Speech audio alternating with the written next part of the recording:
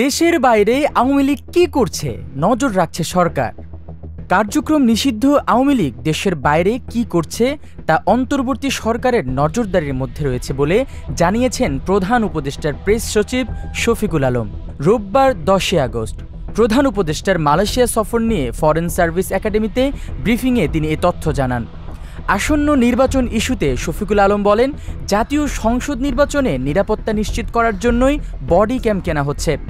ভারতের কলকাতায় আওয়ামী লীগের অফিস স্থাপনের বিষয়ে বিবিসির সংবাদ প্রকাশ প্রসঙ্গে সাংবাদিকদের প্রশ্নের জবাবে প্রেস সচিব বলেন, আওয়ামী লীগের অফিস আপনারা জানেন, তাদের কার্যক্রম বাংলাদেশে নিষিদ্ধ করা হয়েছে। তারা বাইরে কি করছে আমরা অবশ্যই তা মনিটরিং করছি। এর আগে প্রধান উপদেষ্টার মালয়েশিয়া সফর নিয়ে বিস্তারিত জানান পররাষ্ট্র মন্ত্রণালয়ের ডিজি পিডি শাহ আসিফ রহমান। এ সময় প্রধান উপদেষ্টার প্রেস সচিব শফিকুল আলম উপস্থিত ছিলেন। প্রধান উপদেষ্টা মোহাম্মদ ইউনুস 3 দিনের সফরে সোমবার 11 আগস্ট মালয়েশিয়া যাচ্ছেন।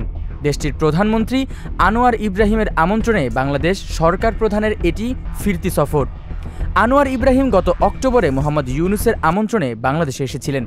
ব্রিফিংয়ে জানানো হয়, মঙ্গলবার 12 আগস্ট পুত্রজায়ায় মালয়েশিয়ায় প্রধানমন্ত্রীর সঙ্গে বৈঠক করবেন প্রধান উপদেষ্টা। সফরে 5টি সমঝোতা স্মারক স্বাক্ষর হওয়ার সম্ভাবনা রয়েছে। রোহিঙ্গা প্রত্যাবাসন বিষয়েও মালয়েশিয়া সহ আসিয়ানভুক্ত দেশগুলোকে আহ্বান জানানো হবে এই সফরে। পাশাপাশি শ্রমবাজার, গভীর সমুদ্রের সঠিক ব্যবহার, কৃষিসহ দ্বিপাক্ষিক বাণিজ্যিক সম্পর্কে জোরদারের বিষয়গুলোও আলোচনায় গুরুত্ব পাবে।